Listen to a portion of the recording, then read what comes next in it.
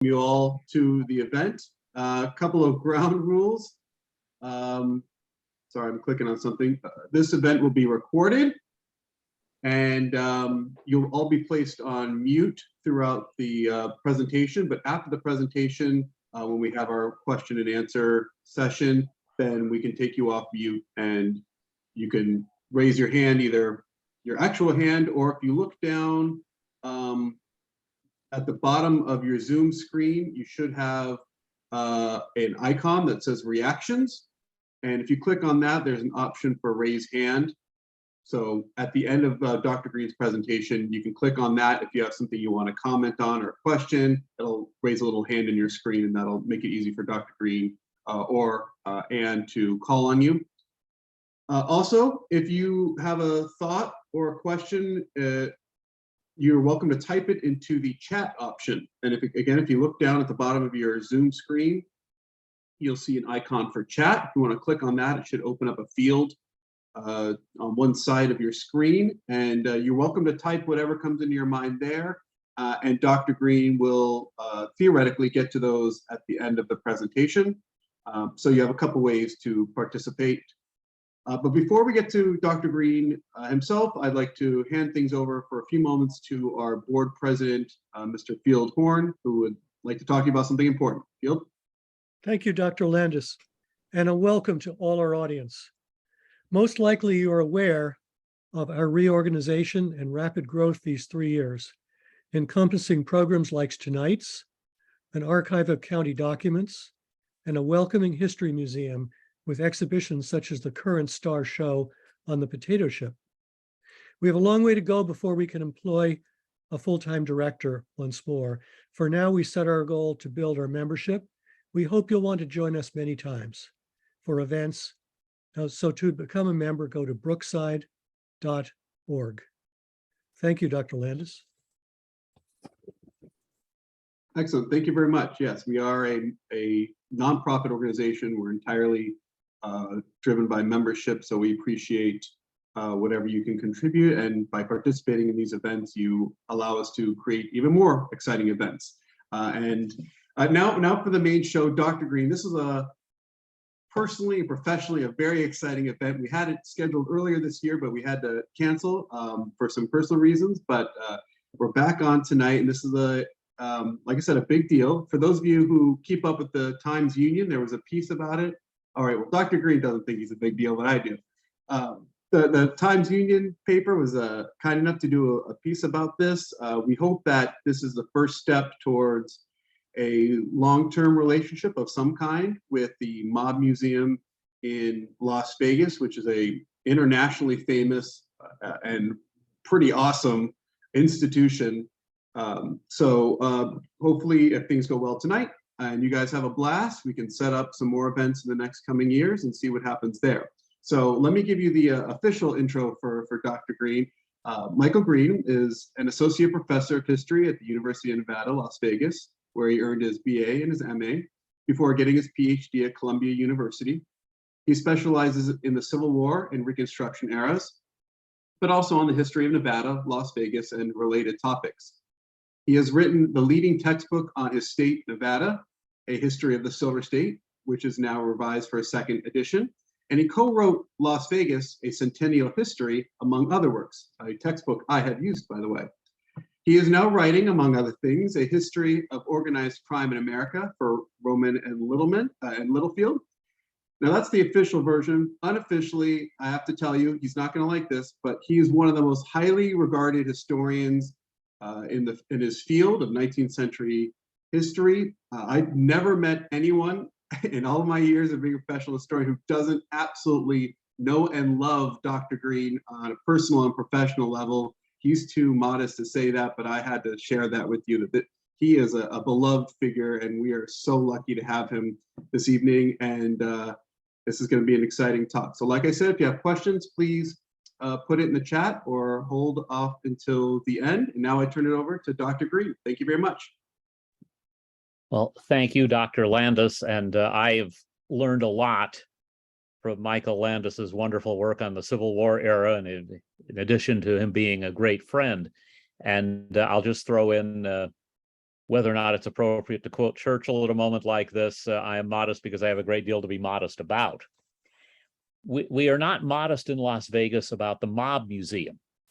And I'll be glad to talk to you more about that later. And that is how this, in essence, came to be, the idea of us working with Saratoga, where, your past is a little different from ours. And then again, it's not all that different in certain ways.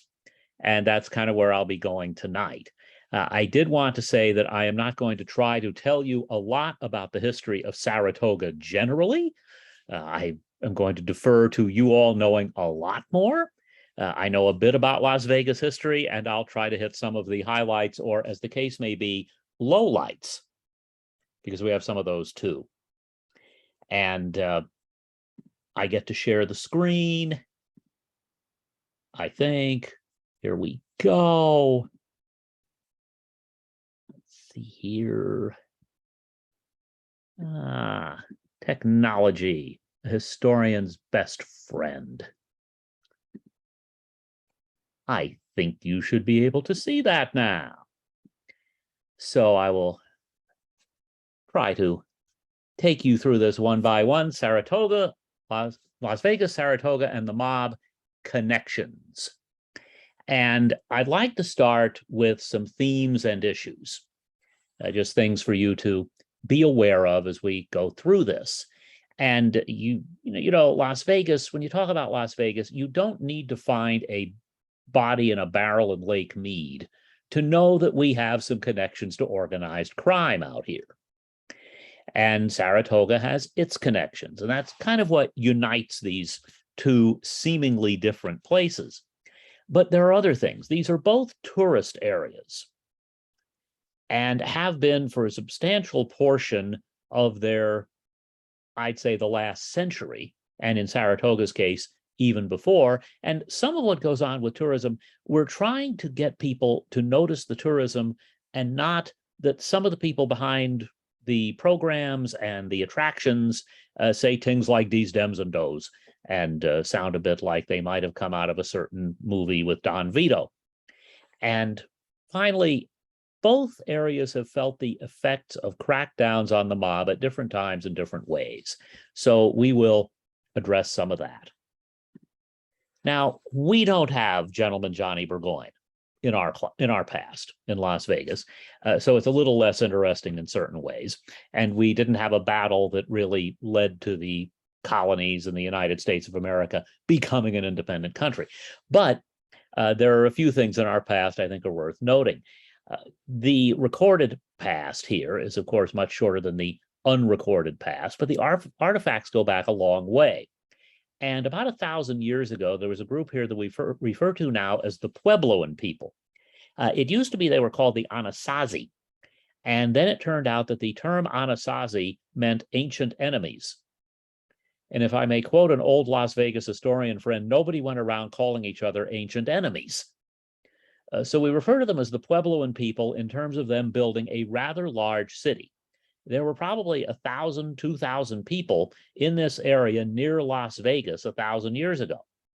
They go away and another group comes in, the Southern Paiutes. But I mentioned the Puebloan people because the evidence shows that not only did they have mining, which people associate with Nevada being the silver state, and not only did they have irrigation for their fields, they actually had gambling. They had a kind of bingo going 1,000 years ago, which is a little scary to contemplate. Now, Euro-American settlement in Las Vegas really begins in 1855 when a group from the Church of Jesus Christ of Latter-day Saints comes here and builds a combination fort and mission. And of course, you get to the burnt-over district in New York, and that's where the Mormon Church had originated just 25 years before this fort mission opened for business.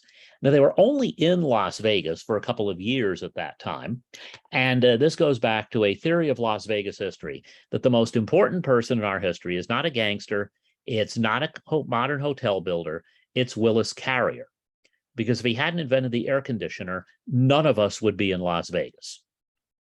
And that's really what happened in large part. It helped divide the mission. There were other reasons. They leave after a couple of years.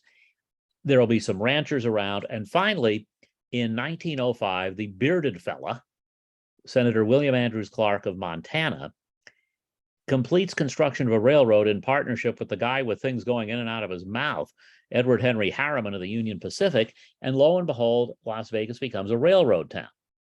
Now, the key to the development was that nice little spring you see pictured at the bottom. The Las Vegas Springs came out of the ground. There was an underground water supply, an aquifer, and this is where Las Vegas got its water until the 1950s. Las Vegas managed to drain it. And wherever you go in the world, there is talk of the climate and of water. And when I talk to a hydrologist and say that we managed to knock a foot off of our water table in half a century, the response is always, that's impossible. And my response is always, Las Vegas can do anything. And we did. Now, while we go back 1,000 years here, this much I know about Saratoga, basically because of some research I did, that there are traces of gambling in Saratoga as early as 1842, when a guy named Ben Scribner opened a gambling house. Now, that's even before John C. Fremont and the U.S. Army Topographical Corps come through this area, find these springs, and literally put Las Vegas on the map. And it was then part of Mexico as well. You get organized horse racing coming to Saratoga just a few years after that, leading to John Morrissey starting those big races and his gambling house in 1862. Later, Richard Canfield ends up opening gambling there. This is all in the 19th century. Las Vegas in the 19th century, not much happened. In the early 20th century, Clark, the woman pictured in the upper right, Helen Stewart, are community builders who are trying to turn Las Vegas into more than just a little railroad town. But there are limits. And in fact, after Clark sells his interest, the Union Pacific moves the railroad repair shops, the main employer in Las Vegas, out of town. And Las Vegans are left wondering, what are they going to do? And the answer is they're going to put a cork in the middle of the Colorado River, dam it. And mind you, in this area, everybody gets to say dam at a very early age. Kids really like it. But Hoover Dam construction starts in 1931, and it'll be completed within 5 years. It provides cheap water and power throughout the Southwest. And as we may know now, you can see at the top of the photo, the capacity of Lake Mead has dropped significantly. And these are issues that Las Vegas will have to address, and we can even talk about a bit if you want. But there are other things going on at this time. In 1931, the Nevada State Legislature reduced the residency requirement for divorce from 3 months to 6 weeks, which a lot of people looked at as just totally evil, ridiculous, immoral, you name it. Walter Winchell, the old columnist and radio commentator, would say that a celebrity came to Nevada to get renovated because they went to Reno mainly for the divorce trade. They finally start coming to Las Vegas for divorces in the late 30s after the arrival of a woman named Rhea Langham Gable, who comes to Las Vegas to divorce her husband Clark so he can go off and marry Carol Lombard. And Las Vegas promotes this, that Hollywood types are coming here for a divorce, so why not you? Maybe you'll encounter Mickey Rooney getting several of his divorces in Las Vegas, which, by the way, he did. The other event involving the state legislature in 1931 is the same day, March 19th. They legalize gambling, and the New York Times headline, Old West returns in Nevada gambling. Well, Nevada had had legal gambling before, and in this case, legalized it not as some people think because of the Depression. The fact is the Depression did not hit Nevada quite so hard as it did other places, mainly because of the construction of Hoover Dam. What really did it was the idea of attracting people to Nevada, especially Las Vegas, with, well, maybe they'll come for 6 weeks for a divorce, maybe they'll come for a weekend to gamble, and they'll decide, let's stay here and invest. And things will go great, and Nevada will be the beneficiary. If not, we've taken some of your money. Well, one of the first licensed clubs in Las Vegas was the Northern Club, and what makes it significant locally is that it was licensed to a woman named Mamie Stocker.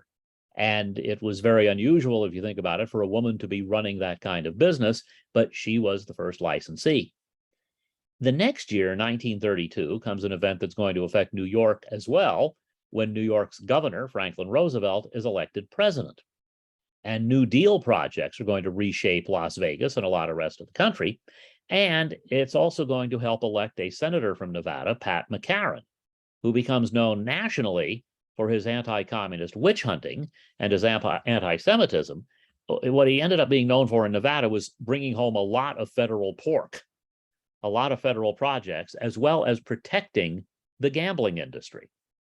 And McCarran said, it does not do me or my heart or my soul much good that I am defending a sin, but this is what my state depends on, and therefore I have to defend it.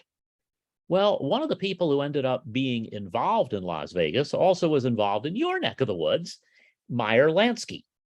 And what this goes back to is that in 1921, Arnold Rothstein, who was a mentor to Lansky and was actually best known as the man who got behind fixing the 1919 World Series, or trying to, the so-called Black Sox scandal, Rothstein had visited Saratoga Springs earlier in the 20th century, really liked how it looked, and he decided to try a gambling club there that he called the Brook. It included a requirement that you wear evening dress when you come in. You could have limousines provided if you gambled enough, and this is very familiar to Las Vegas. It used to be you had to wear a jacket and tie to go to a show. Now, some of them wear almost nothing. But in addition, limos, you come to the airport in Las Vegas and the limos for the hotels are all over the place. Well, the crowds got a bit more casual, so did the Brook, and it didn't hurt that Rothstein kept order by employing off-duty police officers as security. But when Rothstein was killed in 1928 in New York City, the Brook went into decline.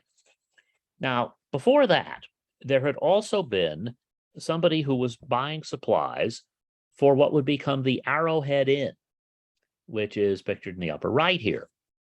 And the people involved in ownership eventually included the fellow in the lower right, Meyer Lansky.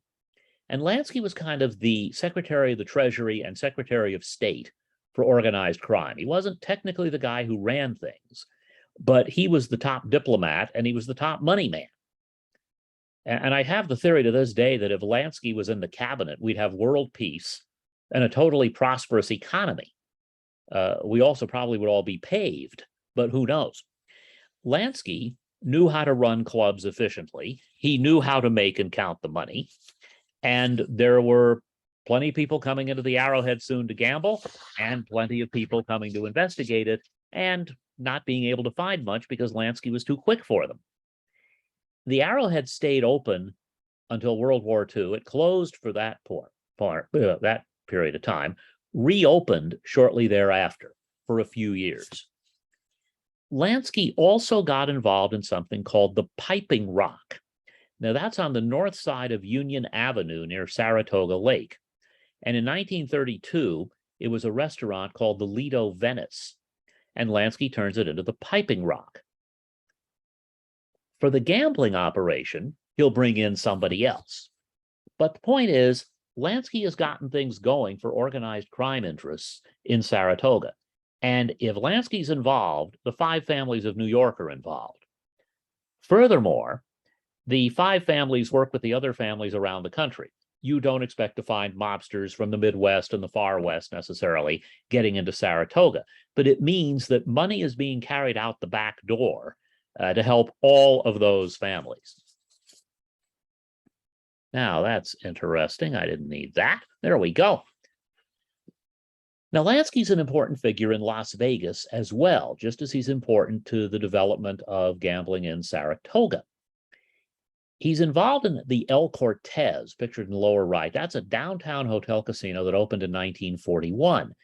And I know that a lot of people think that the first thing Las Vegas does with its history is blow it up.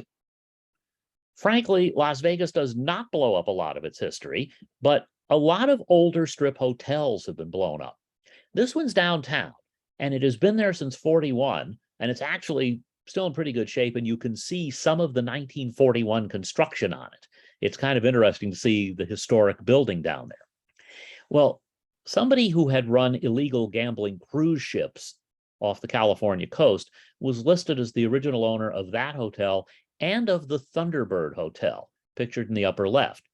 But somehow Lansky wound up involved in both, so you kind of get the feeling the guy was a front man for Lansky. Also, at one point, the ownership of the El Cortez comes into the hands of some other friends of Mr. Lansky, most notably a boyhood friend of his from New York named Benjamin Siegel.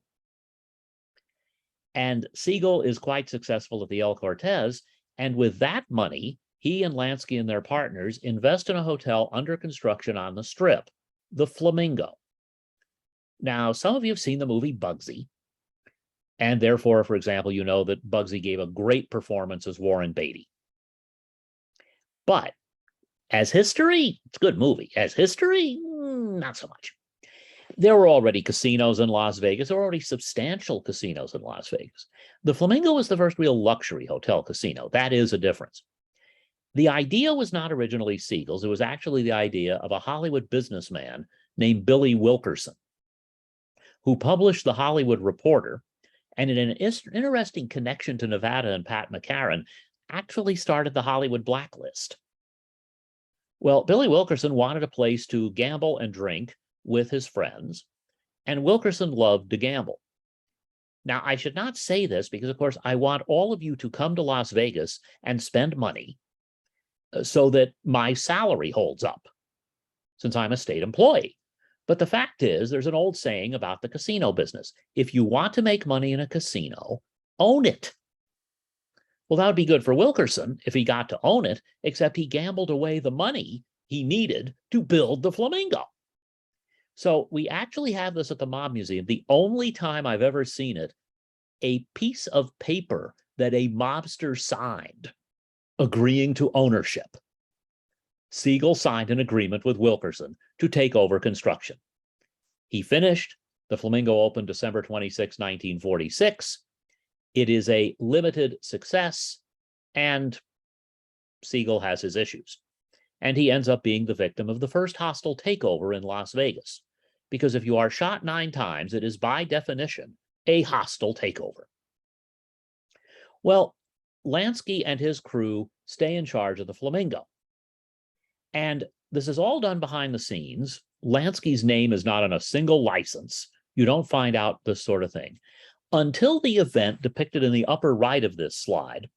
In 1954, that is a photo from a brothel operating on the highway to Hoover Dam called Roxy's. And one of the local newspapers broke the story and claimed that it was open because the sheriff was on the take. And when the sheriff sued for libel, the newspaper had to prove what it had said, and its source disappeared. So they actually hired a private detective to pose as a mysterious hoodlum who wanted a gambling license. And they recorded people coming in there. And the lieutenant governor of Nevada, an attorney who co-owned the Thunderbird, was caught on tape saying, just get a front man. Meyer Lansky's the real owner of the Thunderbird, and we're all the front man. Well, that's just dumb to say, but it happened. And it leads to more regulation of gambling in Nevada, and eventually Lansky's and the mob's departure, but it takes a long time. Now, another person, well known in mob circles, who has some connections to both places, was Frank Costello, who became known as the prime minister of the mob, and really took things over after Lucky Luciano was deported. And Costello was the acting boss by Luciano's appointment. And when he testified before Senator Estes Kefauver's hearings, he eventually got up and walked out. So they held him in contempt of Congress and put him in prison. And yet, I have to tell you, it's one of the best moments in the history of congressional hearings when the counsel to the Kefauver hearing says, you must have done something you're proud of as an American. What have you done? And Costello replies, I paid my taxes. Well, I guess he did, except he probably skimmed a lot before he paid them. Well, Costello got involved in running the gambling at the Piping Rock Club for Lansky and continued to run it for many years. Now, the piping rock continued up until 1954. Costello was connected there. He's also involved in Las Vegas, and the Tropicana is the example of that. The Tropicana opened in 1957, and it was supposedly owned by a Miami businessman and a New Orleans businessman. And the joke with the mob is, if you say, I'm from Miami, the reply is, say hi to Meyer. Well, in this case, the Tropicana opens, and about 3 weeks after it opens, Costello is walking along in New York City, and somebody shoots him. And he's shot in the head, he's grazed, and he goes down. He's in shock, you might say. And the police come, and here's Costello, and they check his pockets. Now, why do they check his pockets? Well, good question. And they find in there a piece of paper, a whole piece of paper, with a number on it. And it turns out it is the number of the earnings the Tropicana reported to the state of Nevada the next day. Gee, could Costello be involved with the Tropicana? Could be. Now, another thing I would note here, notice you look at the piping rock, you look at the Tropicana, they're not substantially different. The old hotel casinos on the Strip that Lansky, Costello, and company were building were not the luxury mega resorts we see today. The largest hotel on the Strip has 5,000 rooms. These hotels on the Strip in the old days were well under 1,000. So it was a different time, and Costello and Lansky could only do so much. Well, Senator Estes Kefauver has an impact on all this, and it's kind of interesting to ponder. So let's do a little bit on Kefauver's background. Kefauver came from Tennessee, and he got elected to the Senate in 1948, running against the Memphis political machine led by boss Ed Crump. And Kefauver was enormously ambitious. He wanted to run for president as soon as he could. And he's trying to figure out how to get some attention. Well, the publisher of the Washington Post was Phil Graham, a brilliant young man of his time, who was violently anti-gambling. And he said to Kefauver, you ought to do an investigation of organized crime. And Kefauver said, are you sure? I don't know. And Graham said, damn it, Estes, don't you want to be vice president? Well, yeah, at least. So he goes ahead with this committee, which consists of 3 Democrats and 2 Republicans. The Democrats control the Senate, so they got 1 more member. And Kefauver's the chair of the committee with a committee council and some help like that. And they end up visiting 14 cities around the United States in 1950 and 51 to hold hearings. Some of the hearings are televised, and they become major programming in terms of what people are watching. Of course, we did not then have the dishes and direct and cable and all that stuff, so there were fewer options. But this was exciting television. The smallest city by far that Kefauver visited was Las Vegas, and that photo is from the courtroom in the Las Vegas Federal Building in November 15, 1950. That is now the Mob Museum. And in that room, we show a film about Kefauver's hearings. Well, Kefauver holds his hearings in Las Vegas. He does about 3-4 hours worth, leaves Las Vegas, and concludes that Las Vegas has a lot of organized crime. I guess you had to get up pretty early in the morning to sneak one past Estes Kefauver, because boy, did we have organized crime in Las Vegas. And going around the country, he's finding organized crime in all kinds of cities and reporting on this. He does a book called Crime in America that goes into this. And what's kind of interesting is that around the country, cities crack down, which really, really hurts Kefauver's reputation with other Democrats, because in cities like, say, Chicago, the Daily Machine was close to the Chicago mob. They worked together. Harry Truman was an honest guy, but he was helped out by the Pendergast machine in Kansas City, which was not only a political machine, but tied to organized crime. So Kefauver is shutting down these places around the country, or more accurately, his investigation is leading to them being shut down. Las Vegas doesn't shut down. Las Vegas expands. And it expands in part because around the country, they're closing down casinos. Where can they go to run their casinos legally? Las Vegas. And so the organized crime interests he's after in other cities just resurface in Las Vegas. And in the years after Kefauver's hearings, you get the mob coming in and opening the Sands. That's a group that includes Houston, people in Kentucky, people in New York, the Riviera, which included Chicago and the New England crime families, Tropicana, as I mentioned, Stardust, the Cleveland and Chicago families. In a strange way, Kefauver helps gambling spread to Las Vegas, but at the same time, even in cities he doesn't visit, it helps lead to a crackdown. Saratoga cracks down on the illegal gambling. And people like Costello and Lansky are aware they are going to have problems being able to keep operating in those places, so they're going to get out of there. Now, how and why they get out is kind of debatable.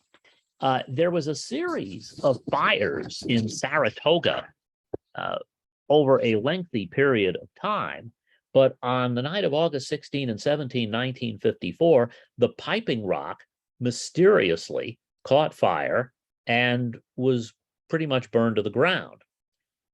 All that remains of it is the concrete driveway at its entrance and a street near it called Piping Rock Circle.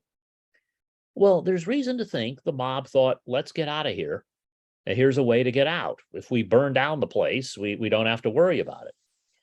Well, on the right is a fire in Las Vegas at the first hotel casino on the Las Vegas Strip called the El Rancho Vegas. It opened in 1941, and in 1960 it burned. And there are a lot of theories about why it burned. One of them is that someone who lived there in one of the bungalows was Betty Grable, the actress, and supposedly her TV set shorted out. Well, another version of events is that Nevada at the time was cracking down on mobsters and had created something called the List of Excluded Persons, or the Black Book. And if you're in the Black Book, you cannot set foot in a casino. And one of the guys in it, Marshall Caifano, alias Johnny Marshall, supposedly went into the El Rancho Vegas, and they said, no, you have to leave. And he said, I can go where I want. No, not according to the Black Book. And he said, fine, I'm going to burn you down. And it burned down. And to this day, it has not been rebuilt. There are various festivals and fairs that are held there. And the latest rumor is that that would be a place where the Oakland A's might build a stadium and move Major League Baseball to Las Vegas. From the mob to the Oakland A's. Who'd have thought it? Well, there's something else that Las Vegas and Saratoga have in common.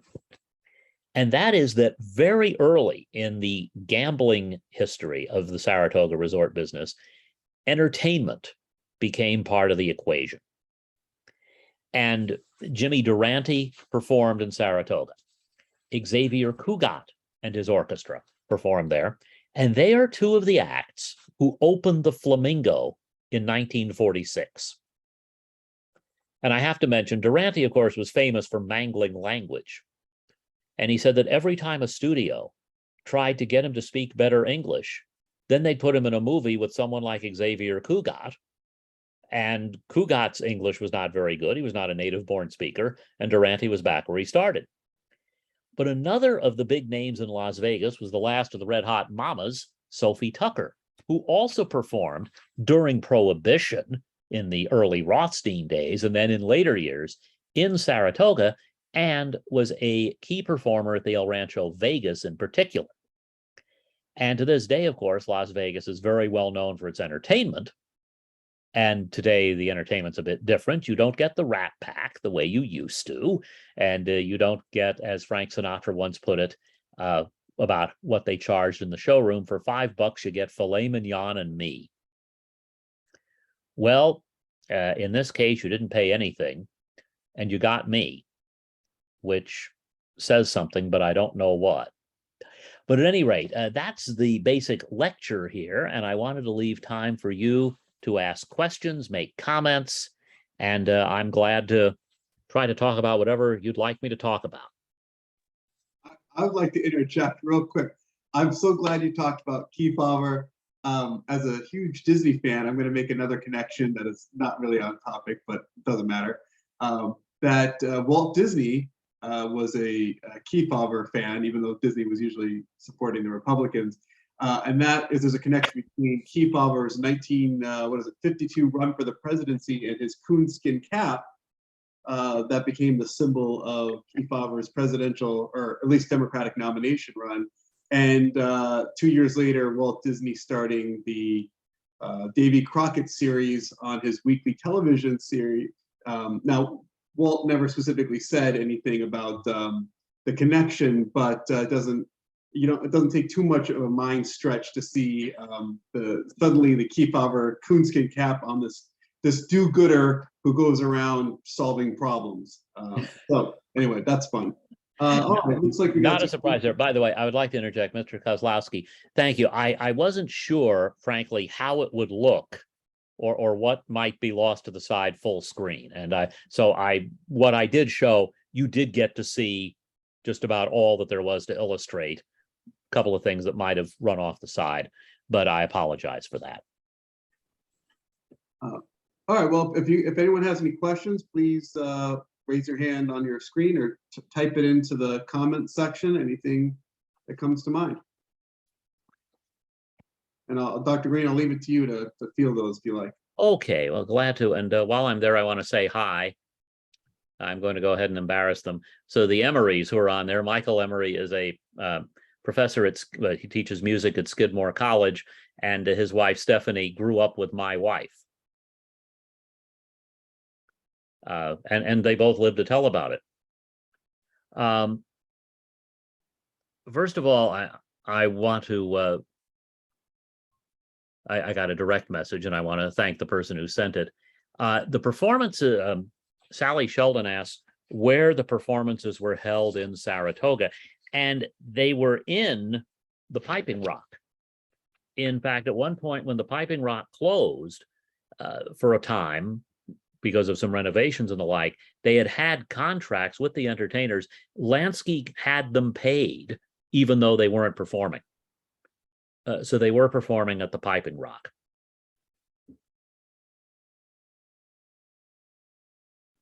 It looks like Barry Maisel has his hand up. Yeah, Oh. hi. Hi. About 20 years ago, there was an auction of gambling equipment here in Saratoga. And they auctioned, they sold about 8 or 10 craps tables, about 20 blackjack tables, all kinds of equipment, chips. And all of that was probably left over from the Kefauver era. You know, it's interesting because we have a group out in Las Vegas that's trying to start essentially a casino chip museum. And there's all kinds of this stuff out there. And I'm not smart. I don't collect any of that stuff. And so I can't get in on the deal. But yeah, this stuff will be auctioned, go around. And it's kind of interesting because at the Mob Museum, we've been able to get some of the old equipment, but also people will auction these items, and sometimes the museum and other museums will buy them. I bought a Faro case keeper at that auction. I still have it in my office. Well, you know, Faro was a game, I guess. Like an abacus. Well, you know, in the old days, they actually did not allow Faro here for a time because they thought it was too easy to cheat with Faro. The other thing that came up is that in the state of Nevada, it's illegal to have a lottery. The theory is that you don't want the government running a lottery and competing with the casinos. And years ago, someone challenged the existence of Keno on the grounds that it's a lottery. And if you know anything about Keno, it's a lottery.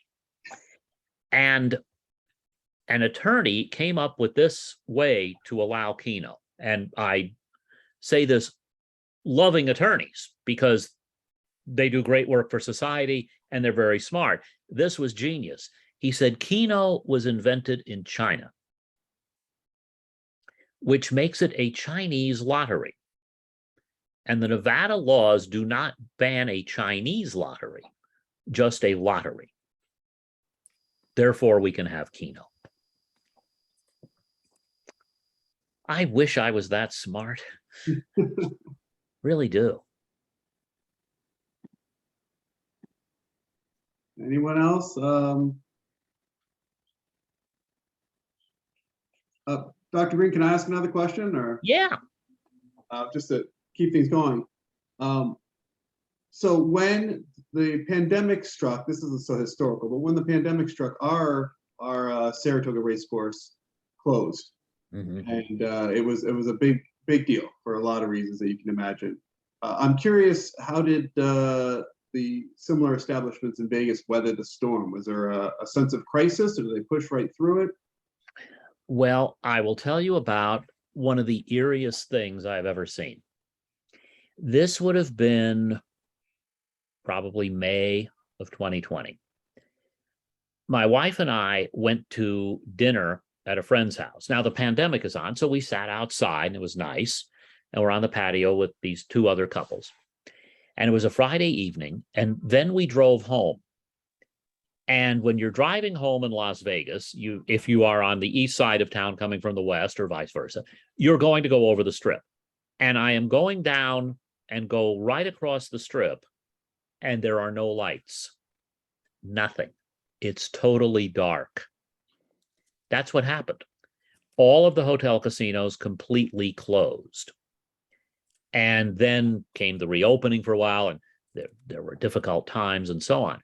Las Vegas and Nevada had a very rough go. And it was really because we are so dependent on the tourism industry.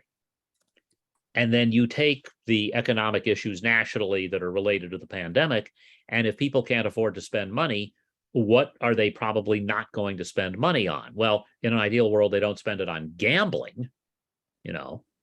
So there we were. Or, for example, other entertainment expenses. Now Las Vegas is back with a vengeance. People are pouring in here. The visitor volume is up. I will tell you that in our case at the Mob Museum, we got a paycheck protection loan that enabled us to pay the staff during the pandemic. And there were no visitors. And now people are pouring in. And we hope they're boosted. Yeah, hi, my name's Alan. I wanted to mention a couple of things. First of all, my law school professor, his name was Travis Lewin, but he's like one of the experts in terms of collectibles of all casino chips. He's got a website, which I forward you the thing. Thank you. And also, I have a lot of the original posters for people like Sophie Tucker and Desi Arnaz, who all performed at the casinos. And a lot of them right now are on loan to the Saratoga History Museum and the Campfield Casino down in Congress Park. They've been down there like 7 years. No, that is great. And I have wound up with a couple of odd things. I say odd because they're odd for me to have them. But I love the fact that people collect those things. And here at local museums, not just the Mob Museum, but our state museum, our county museum, there you will find a good deal of those things. So we may come a calling. Yeah, the other thing is that You're warned. I did a presentation for the Saratoga Public Library a few years back on the history of Saratoga Lake. And part of that covered all of the illegal casinos on the lake, and there was a lot of information. And that actually, if you go to saratogalake.org, and there's a link about the history, you can find that PowerPoint presentation with all the slides. Thank you. Thank you. I will take a look, and I'll tell you a story about Las Vegas. So we have an area called Lorenzi Park. And in the 1920s, a Belgian immigrant named David Lorenzi dug a couple of holes and water came up because of this underground water table I mentioned. And he called them Twin Lakes. I mean, that's what you do in Las Vegas. And he made it a little resort. And there was dancing, dining, drinking, gambling, all during Prohibition, mind you.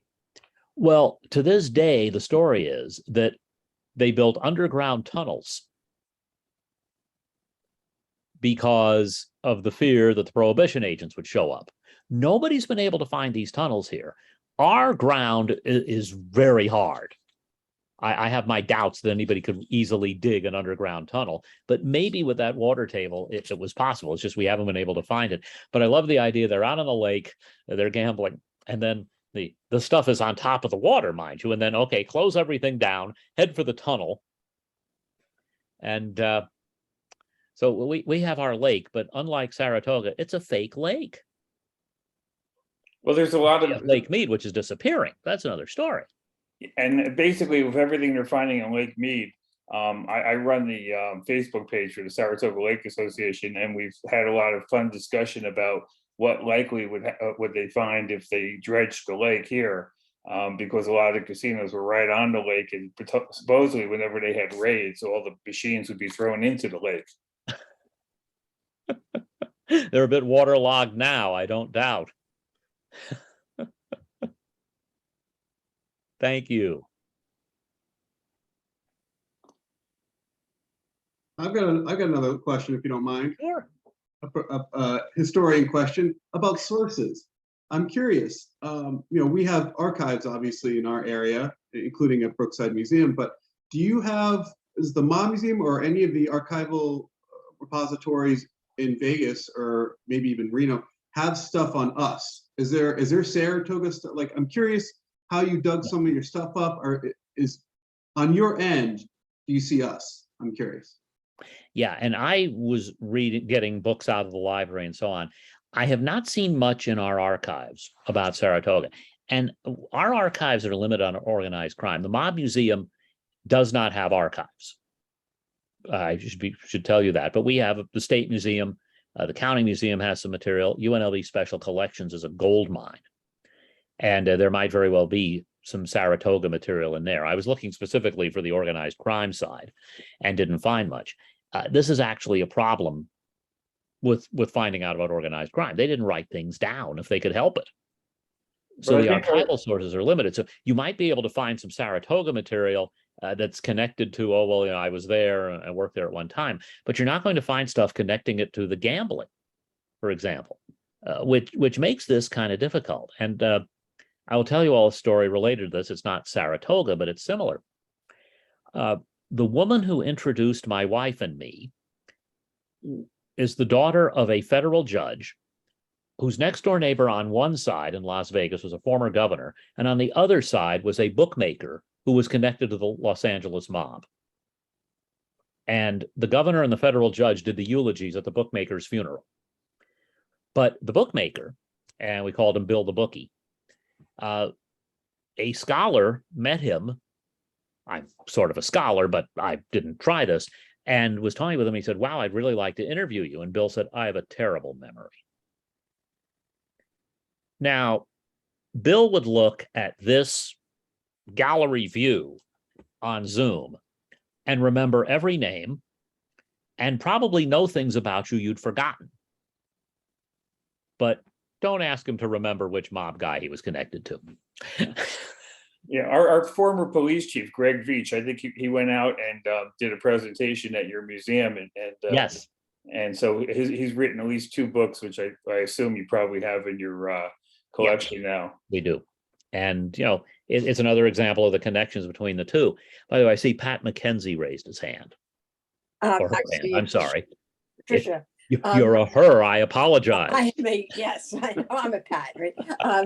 I just have to say, a great talk. I really enjoyed it.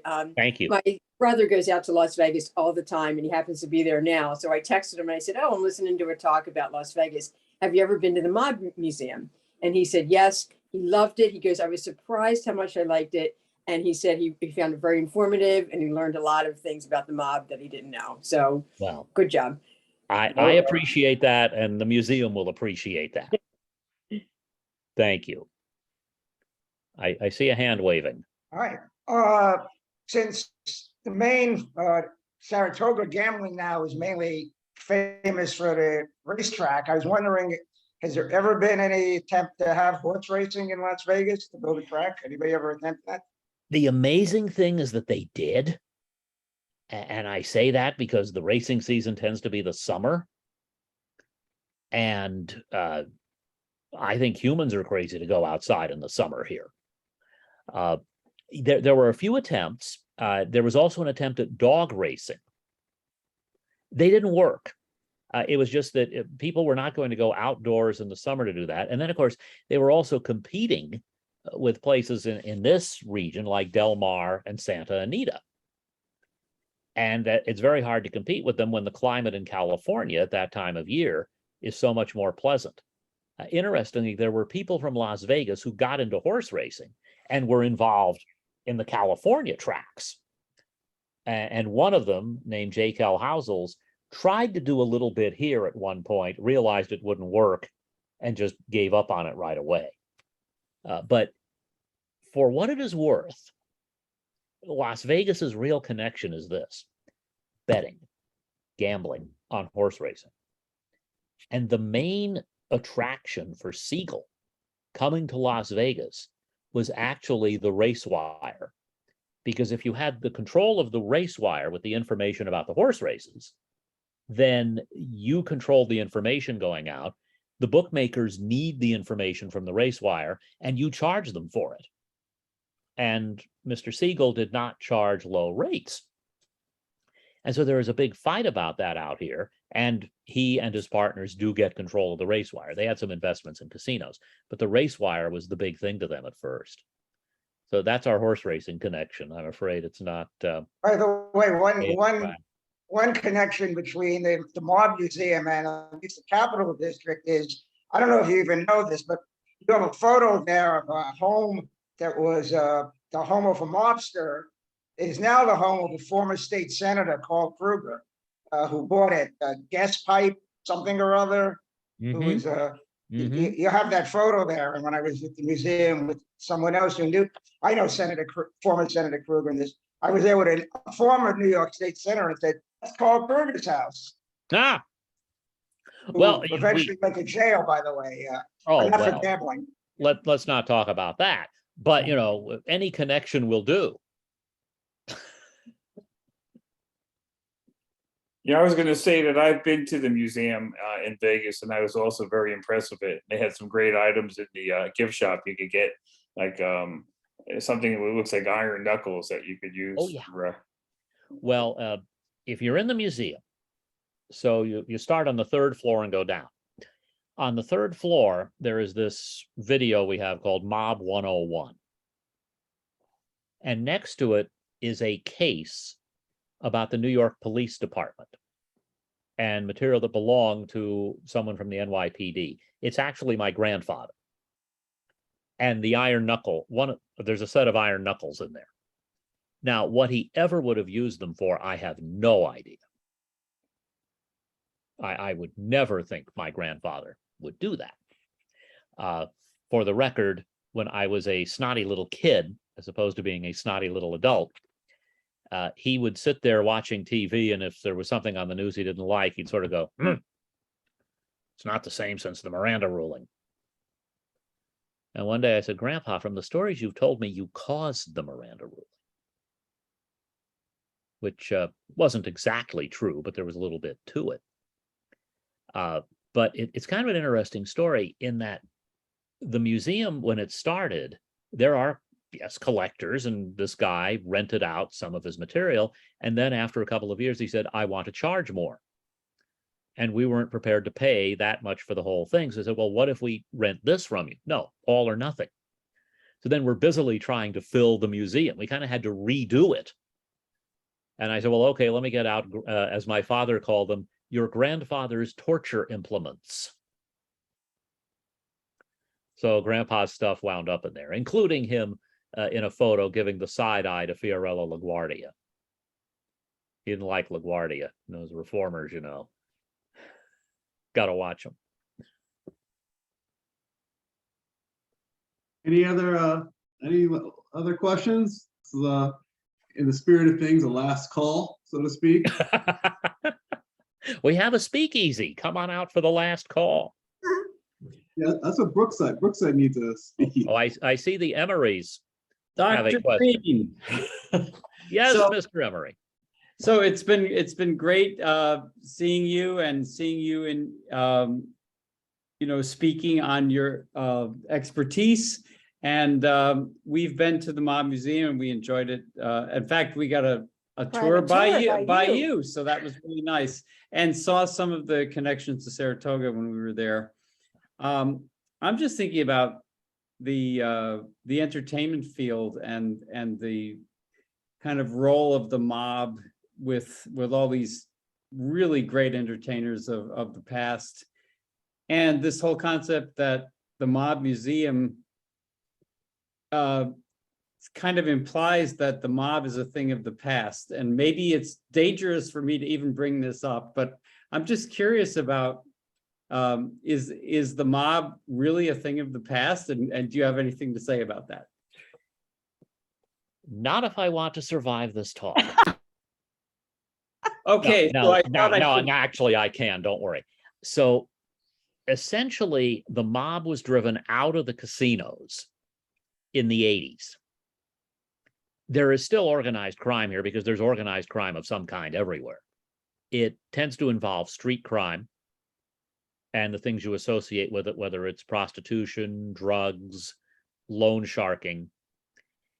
You also will find it, I am told, I especially say this because the Emerys know my wife, in topless clubs. I did not say tapas, topless clubs. And it's partly because those are cash businesses. Even if I was reading about this, there are ATMs at strip clubs. Like, you've got to be kidding me. But it is easier for them to operate with cash transactions because then they can skim the money and move it around. Now, this is where it gets a little tricky. It kind of depends on how you define the mob and how you define someone connected to the mob. So in Las Vegas, actually North Las Vegas, which is a town, believe it or not, just north of Las Vegas. It's very rare we get our geography correct here, but we did. There was a little casino owned by a guy who was connected to the Chicago mob and to the Teamsters Union. And the guy who ran it was tied to the Chicago mob. And there was a family here where the grandparents would go there and play the nickel slots. Then their daughter and son-in-law would bring their grandson along to meet them. And then the Chicago mob guy running the place would comp them to the 99-cent chicken dinner. I was the kid. So I have eaten at the mob's table. And there are people who will say, as a result of that, I am connected. I have derived these benefits, and therefore I have some sort of connection. That is a little debatable. What you do find is that there are still some old timers around here who will hang out. And the best example of this was that my father was a casino dealer. And if any of you saw the movie Casino, he was personally fired by the guy Robert De Niro played. And my dad had an alibi for the night the bomb went off. The point of this is, if there is a point, that his boss, the guy who was his supervisor in the casino, after the mob lost ownership of the casino and was run by people with totally legal operation, he stayed around as a host because he knew people. And so they would come to the casino and they would hang out and they would gamble, they'd spend money. And it used to be we would be watching a Chicago Cubs game, and Harry Carey doing the game would say, my old friend Phil Diagardi and a group from Chicago watching the game at the Stardust Hotel in Las Vegas. And my dad would start muttering to himself because he hated Phil Diagardi. But those kinds of things you'll still find. In terms of mob influence in the casino, not that we know of. And I say that because they are corporate owned for the most part. So it's a little harder for them to work their way in the way they did when corporations were first owning the casinos, and you'd really have just one person in control.